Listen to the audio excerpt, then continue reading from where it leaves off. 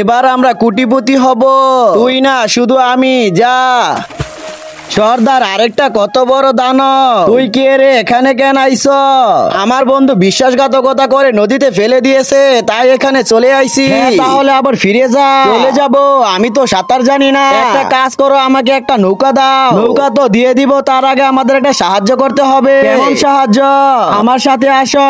কিন্তু তার আগে তুমি কি টাকাকে বেশি ভালোবাসো নাকি মা বাবাকে? যদি আমার মতো মা বাবা হয়ে থাকে তাহলে ভিডিওটি একটি লাইক করে চ্যানেলটি অবশ্যই সাবস্ক্রাইব করবা। আর লাইক সাবস্ক্রাইব না করলে আমি বুঝে নেবো তুমি মা বাবাকে একটু ভালোবাসো না। হ্যাঁ, এবার তোমাদের সবাইকে খাবো।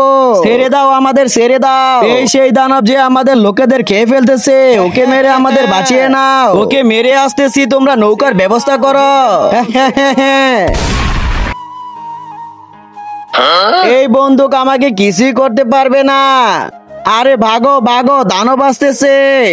আরে ওই, আমি তোমাদের লোকেদের বাঁচিয়ে দিয়েছি, এবার আমার নৌকার ব্যবস্থা করো। তোমার নৌকা তৈরি আছে? আরে শালা, এত ছোট নৌকা। হ্যাঁ, এবার তোকে খাবো।